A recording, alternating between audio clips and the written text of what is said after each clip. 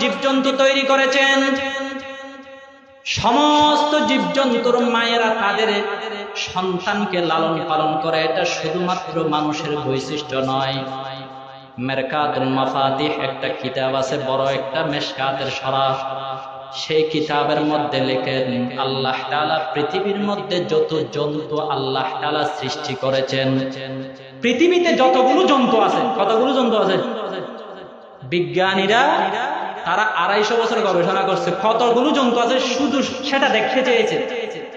ওরা শুধুমাত্র 16 লক্ষ মতো ধরনের জন্তু পেয়েছে, মানে 16 লক্ষ ধরনের, মানুষ, গরু, ছাগল এরকম আর কি। ওরা ধারণা করতেছে প্রায় 1 লক্ষ কোটি ধরনের জন্তু থাকতে পারে। আল্লাহ তাআলা যত জন্তু এই দুনিয়ার মধ্যে সৃষ্টি করেছেন সবাই তাদের সন্তানকে লালন পালন করেন। সন্তান লালন পালন করে তো শুধুমাত্র মানুষের বৈশিষ্ট্য নয়, শুধুমাত্র সন্তান লালন পালন করে নিজেকে দায়িত্ব মুক্ত ভাবতে পারবেন না। মোল্লা আলী কারি রহমাতুল্লাহি আলাইহি বলেন শুধুমাত্র একটা জন্তু আছে, যে জন্তুটা সন্তানকে লালন পালন করে না, আল্লাহ সেই জন্তুটাকে ছোট থেকেই তৈরি করে। মা বাবাকে দেখতে হয় না। জন্তুটা কি জানেন? আমাদের বাড়ির পাশেই থাকে, কাউয়া, কাকেরই কাক। কাক যখন ছা যখন ফুটাই তখন মা দেখে আমি একটা কালুনি, কাউয়া কালো না, তো আবার সন্তান একটা হয়েছে যে সেটা কি সাদা, তো আমি কালুনি থেকে আবার সাদা হইল কিভাবে, এরকম মনে করে সন্তানকে ছেড়ে চলে যায়। আল্লাহ তাআলা সে সময়ের মধ্যে সেই কাকের বাচ্চার মধ্যে একটা সুগন্ধি তৈরি করে দেয়। সেই সুগন্ধির কারণে বিভিন্ন স্থান থেকে পোকামাকড় গিয়ে সেই কাউয়া সেই কাকের বাচ্চার চারিদিকে ভোঁ ভোঁ করে ঘুরতে থাকে। সেই বাচ্চাটা সেখান থেকে একটা একটা খেতে খেতে এক পর্যায়ে সে একটা বড় কাকে পরিণত হয়। সুবহানাল্লাহি ওয়া বিহামদিহি। তো এই কাকের বাচ্চাকে কাক মানে কাউয়ার কাউয়ার বাচ্চাকে কাউয়ার মা পালন করে না, আল্লাহ সরাসরি তার শরীরের মধ্যে খুশবু তৈরি করে দেয় এবং রিজিকের ব্যবস্থা হয়ে যায়। কিন্তু কাক ব্যতীত সমস্ত জন্তু তারা ছোট থাকতে থেকেই তাদের সন্তানকে লালন পালন করে। বাড়িতে দেখেন না মুরগি বাচ্চাকে কত সুন্দর করে খাওয়ায়, সামনে বিড়াল আসলে তার সাথে ঝগড়া করার জন্য দাঁড়িয়ে যায়, মানে মুরগি আর কি, বাচ্চাকে যেন কোনো ক্ষতি না হয়। কিরকম মহব্বত! সন্তানকে আদর যত্ন করে আপনি লালন পালন করবেন, সেটা শুধুমাত্র আপনার হক নয়। রাসূল বলেছেন শুআবুল ঈমান একটা হাদিসের কিতাব আছে, সেই কিতাবের মধ্যে নবী করিম সাল্লাল্লাহু আলাইহি ওয়াসাল্লাম বলেন, হে আমার উম্মতের নরনারী, তোমরা প্রত্যেকজন একজন বাবা হিসাবে এবং একজন মা হিসাবে তোমাদের সন্তানের কিছু কর্তব্য তোমাদের উপর রয়েছে। যদি এই কর্তব্যগুলো যদি পালন না করো, কিয়ামতের দিন আল্লাহর কাছে একজন জালেম হিসাবে আল্লাহর বিচারের কাঠগড়ায় দাঁড়াতে হবে। হকগুলো আদায় করতে হবে। সন্তানের হকগুলো কি করতে হবে? কিছুদিন আগে একজন খুনিকে ফাঁসির অর্ডার করলো বিচারক। তো ফাঁসির যখন অর্ডার করলো তার থেকে জিজ্ঞাসা করলো, তোমার শেষ ইচ্ছা কি?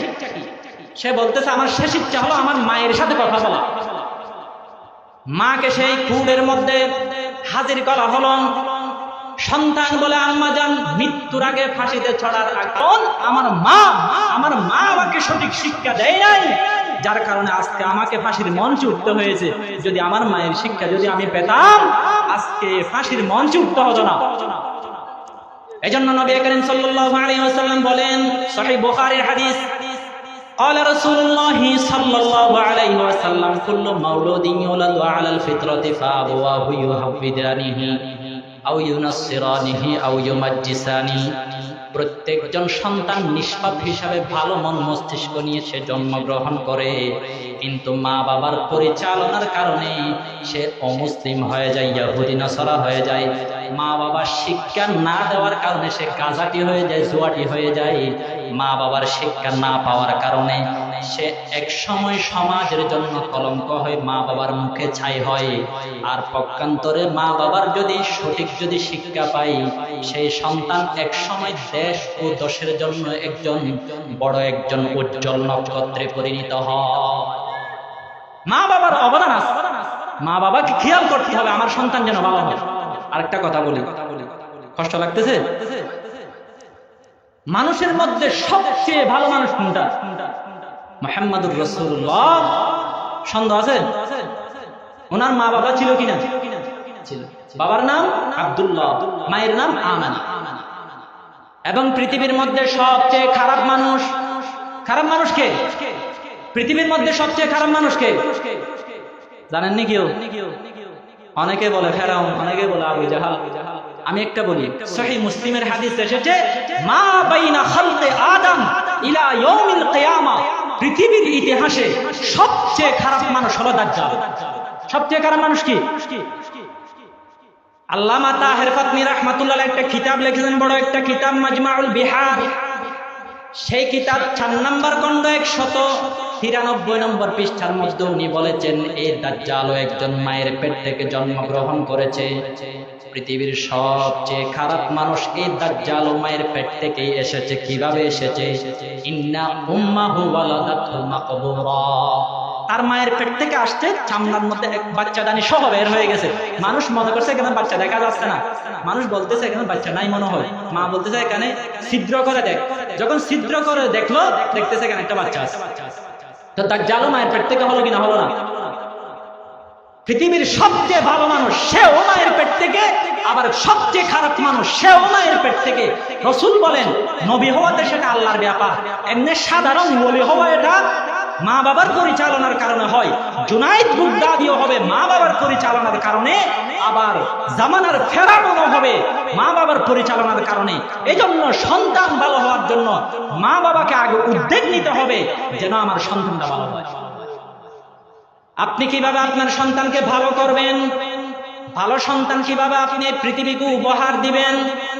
সাইয়েদুনা উমর রাদিয়াল্লাহু আনহু বলেন, 3টা কাজ করবেন, 3টা কাজ যদি করেন তাহলে আপনার সন্তানটা ভালো হবে।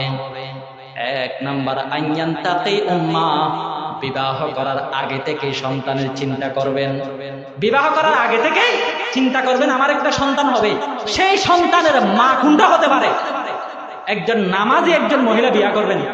বিবাহ করবেন কিরকম মহিলা? নামাজি মহিলা, দিনদার একজন মহিলা বিবাহ করবেন। 2 নাম্বার, জন্মগ্রহণ করলে একটা সুন্দর নাম রাখবেন। 3 নাম্বার, একটু বুদ্ধি হলে তখন তাকে ভালোভাবে উপদেশ দিবেন। একটা ব্যাখ্যা করি। প্রথমে বলছে, এটা এখনো আপনি বিয়ে করেন নাই, বিবাহ করেন নাই, আপনার সন্তানও হয় নাই, এখন থেকে আপনাকে পদক্ষেপ নিতে হবে।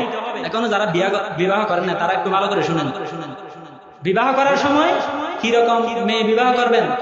যেখানে ফার্নিচার দেখানে না, হ্যাঁ, দিনদার দেখে কি করতে হবে? বিবাহ করতে। قال رسول الله صلى الله عليه وسلم تنكح المرأة لأربع: لمالها ولحسبها ولجمالها ولدينها فاظفر بذات الدين। রাসূল বলেন, 4টা কারণে মানুষ বিবাহ করে। বংশ দেখে বিবাহ করে, সম্পদ দেখে বিবাহ করে, সৌন্দর্য দেখে বিবাহ করে, ধর্ম দেখে বিবাহ করে। হে আমার উম্মতের নরনারীরা, তোমরা দিনদারিতাকে প্রাধান্য দিবে। যদি দিনদারিতাকে যদি প্রাধান্য না দাও, তারিবাত ইয়াদাকা, তোমার সেই সংসারের মধ্যে কখনো ফুল ফুটবে না, তোমার সেই সংসার ধ্বংস হবে। এজন্য একজন দিনদার মহিলাকে কি করতে হবে? এখন আমরা যুবকরা বলি, হুজুর মেয়েরা তো খারাপ হয়ে গেছে, তারা এখন দিনদার পুরুষ পছন্দ করে না, টাকাওয়ালা পছন্দ করে।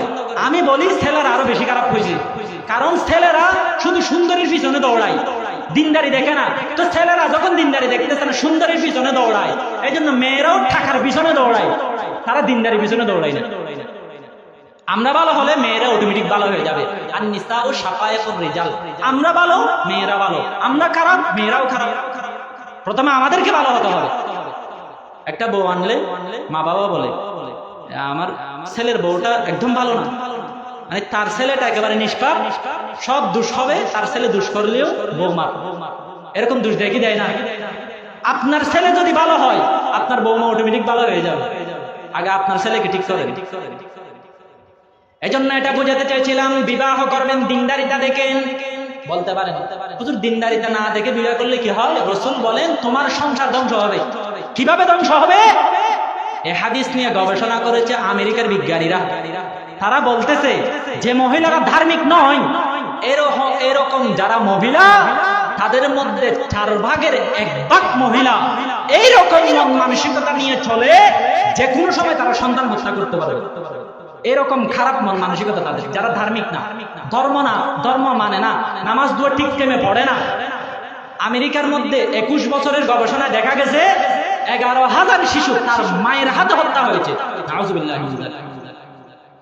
আপনি যদি বদ্দিন একজন মহিলা বিবাহ করেন, অথবা আপনার ছেলের জন্য যদি একজন বদ্দিন মেয়ে যদি নিয়ে আসেন, তার কাছে যেভাবে তার আগত প্রজন্মের ধর্ম চরিত্র যেভাবে নিরাপদ নয়, আগত প্রজন্মের জান এবং তার স্বাস্থ্য নিরাপদ নয়, অর্থাৎ আপনার সন্তানটা নিরাপদে থাকবে একজন নামাজি মেয়ের কাছে। এখন দেখবেন বাংলা শিক্ষিত, ইংরেজি শিক্ষিতের মধ্যে যারা একটু দিনদার না, ছেলেকে দুধ খাওয়ায় না, তুলা দুধ খাওয়ায়। কেন খাওয়ায়? যে শরীরের গঠন নষ্ট হয়ে যাবে নাকি। দুধ খাওয়ালে শরীরের গঠন কি হয়ে যাবে? নাউজুবিল্লাহ। তো ছেলেকেও মানে নিজের সন্তানকে দুধ খাওয়াতে পর্যন্ত তারা কি করে? কুণ্ঠাসা করে। কেন? দিনদার মহিলা যদি বিবাহ করেন, আপনার সন্তানটা হেফাজত থাকবে। দিনদার মহিলা যদি আপনি বিবাহ করেন, আপনার সন্তানের দুনিয়াও কল্যাণ হবে এবং আখিরাতে কল্যাণ হবে। 2 নাম্বার, আপনি যখন বিবাহ করে যখন আপনার স্ত্রীকে ঘরের মধ্যে নিয়ে আসবেন, তখন এরপর আরেকটা হক হবে, যখন আপনি আপনার স্ত্রীর সাথে শারীরিক মিলনের মধ্যে যাবেন, তখন একটা দোয়া করবেন, আল্লাহুম্মা বিসমিল্লাহি আল্লাহুম্মা জান্নিবনা শাইতান ওয়া জান্নিবিশ শাইতান মা রাযাকতানা। ও আল্লাহ, এই যে আমার সহবাসের মাধ্যমে যদি কোনো সন্তান হয়, মেহেরবানি করে এই সন্তানকে আপনি শয়তান থেকে হেফাজত করিয়েন। এরকম দোয়া করলে কি হবে? রাসূল বলেন সহিহ বুখারী মুসলিমের হাদিসে, লাম ইয়াদুররুহু শাইতান, শয়তান তাকে কখনো ক্ষতি করতে পারবে না। এত দোয়া না জানলে অন্তত বিসমিল্লাহ পড়ে সহবাস করার আগে কি করতে হবে? বিসমিল্লাহ পড়তে হবে। কুল হু আল্লাহ। ইমাম গাযালি বলেন, সহবাসের আগে যদি কুল হু আল্লাহ পড়ে, তাহলে সেই সহবাসে যদি সন্তান হয়, সেই সন্তান কখনো নাস্তিক হবে না। সুবহানাল্লাহ। এই দোয়াগুলো আমল করবেন তো ইনশাআল্লাহ। এটা একটু ভিতরের মাসালা আর কি। বিসমিল্লাহ পড়ে এবং দোয়াটা পারলে পড়ে, অথবা কুল হু আল্লাহ শরীফ পড়ে, তারপরেই স্ত্রীর সাথে মিলিত হতে যাবে। এটা হলো আরেক ধাপে আর কি। এরপর যখন আপনার সন্তান যখন জন্মগ্রহণ করবে, ডান কানে আজান দিতে হবে এবং বাম কানে ইকামত দিতে হবে। যদি আপনি আজান দেন, তাহলে আপনার সন্তানের কানে সর্বপ্রথম দ্বীনের আওয়াজ ঢুকবে। সেই সন্তানের মধ্যে যখন দ্বীনের আওয়াজ ঢুকবে, সেই সন্তানটা চরিত্রবান হবে, সেই সন্তানটা আপনার অটোমেটিক আনুগত্য করবে। বাইজিদ বুস্তামি রাহমাতুল্লাহ এরকম বলে ওয়াজে বসছে, আপনারা যেভাবে বসছেন এরকমই। উনি কিছু তো জানতো না, তো ওয়াইজ সাহেব একটা ওয়াজ করছে, ওয়া ক্বাদা রাব্বুকা আল্লা তা'বুদু ইল্লা ইয়্যা, যে আল্লাহ বলছে ইবাদত করবা আল্লাহ এবং মা বাবার সাথে ভালো আচরণ করবো। অতটুকু শোনার পর এক দৌড় দিছে বাড়িতে, মাকে বলতেছে, আম্মা আমি শুনেছি আল্লাহ নাকি বলছে মায়ের সাথে ভালো আচরণ করতে, আমি আর কোথাও যাব না, শুধু শুধু আপনার খেদমত করব, আর কেউ যেন আপনার কাপড় না ধোয়, আমি নিজেই ধুয়ে দিই। সুবহানাল্লাহ। মা পরীক্ষা করতেছে, বলল সন্তান আমার জন্য একটু পানি আনো। পানি আনো বলে চোখ বন্ধ করে ফেলছে। পানি আনতে আনতে মা ঘুম, একেবারে তাহাজ্জুদের সময় হয়ে গেছে। মা ঘুম থেকে উঠে দেখে সন্তান গ্লাস নিয়ে দাঁড়ানো। মা বলল, হে সন্তান, তোমাকে পানি আনতে বলছিলাম, রেখে তো তুমি চলে যেতে পারতে, তুমি এরকম নিয়ে দাঁড়িয়ে থাকছো কেন? বাইজিদ বুস্তামি বলেন, হে আমার মা, আল্লাহ তো বলেছে মা বাবার সাথে ভালো আচরণ করার জন্য। আমি যদি গ্লাসের পানি যদি রেখে যাই, আপনি হয়তো ঘুম থেকে ওঠার পর আমাকে না দেখে না বুঝে আপনি মনে করবেন আমার সন্তান পানি আনে নাই। আপনি চক্ষু দিয়ে টেবিলের দিকে দেখার আগে অতটুকু 1 সেকেন্ড সময়ের মধ্যে আপনার অন্তরে আমার প্রতি দুঃখ আসবে। আমি বাইজিদ চাই না আপনার জীবনের একটা সেকেন্ডও আপনার অন্তরের মধ্যে আমার প্রতি দুঃখ আসুক। এজন্য আমি দাঁড়িয়ে থাকছি। আপনার চক্ষু খোলার সাথে সাথে যদি আপনি আমাকে দেখতে পারেন, তাহলে আপনার অন্তরে দুঃখ আসবে না। এজন্য আমি দাঁড়িয়ে থাকছি। তখন মা দোয়া করে দিছে, হে আমার সন্তান, তুমি অনেক বড় আল্লাহর ওলি হবে। সেই সন্তান বাইজিদ বুস্তামি, যে একজন ছিল সাধারণ মানুষ, সে এক সময় যুগশ্রেষ্ঠ আল্লাহর ওলি পরিণত হয়েছে। সুবহানাল্লাহ। তো ওয়াজ শোনার পর আমাদের সন্তানদেরকে ওয়াজ একেবারে ভরে দিলেও কাজ হয় না। তা ওকে একটু আয়াত শোনার পর কেন কাজ হয়েছে? কারণ মা বাবা সুন্দর করে শিক্ষা দিতে জানে। মা বাবা সুন্দর করে শিক্ষা দিতে জানছে, এজন্য মা বাবাকে সুন্দরভাবে মা বাবার দায়িত্ব যে সন্তানকে সুন্দরভাবে শিক্ষা দিতে হবে, ভালো ভালো উপদেশ দিতে হবে। জানি না, আমি তো উপদেশ দিতে জানি না, তাহলে অন্তত ওয়াজ মাহফিলে হলেও পাঠিয়ে দিবেন, তাবলীগে হলেও পাঠিয়ে দিবেন, আলেমদের সাথে সম্পর্ক গড়ার ব্যবস্থা করে দিবেন। রাসূল বলেন যে আপনার সন্তানকে জাহান্নাম থেকে বাঁচানো, আপনার সন্তানকে হুসনে তারবিয়াত অর্থাৎ সুন্দরভাবে শিক্ষা দেওয়া, এটা আপনার দায়িত্ব। আব্দুল্লাহ ইবনে উমর বলেন, কিতাবুজ যুহুদের মধ্যে হাদিসটা এসেছে, যদি কোনো মা বাপ যদি সন্তানের হক আদায় না করে, কিয়ামতের দিন আল্লাহ দাঁড় করিয়ে জিজ্ঞাসা করবেন, কেন তুমি তোমার সন্তানকে ভালো শিক্ষা দাও নাই? তবে মা বাবা যদি কোনো রকমের একেবারে কোনো হক আদায় নাও করে, তারপরেও সন্তানের অধিকার নাই মা বাবাকে গালিগালাজ করার। একজন মা শুধু জন্ম দিছে, একজন বাবা শুধু জন্ম দিছে, আর কোনো উপকার তার সন্তানের করে নাই, তারপরেও সেই সন্তানের জন্য বৈধ হবে না তার মা বাবার দিকে চোখ রাঙিয়ে থাকানো। যদি মা বাবার দায়িত্ব হলো হক আদায় করা, তবে মা বাবা হক আদায় না করলেও সন্তানের অবশ্যই ফরজ মা বাবার সাথে ভালো আচরণ করা। আল্লাহ তাআলা আমাদের সবাইকে বুঝার এবং আমল করার তৌফিক দান করুক। ওয়া আখির দাওয়ানা আলহামদুলিল্লাহি রাব্বিল আলামিন।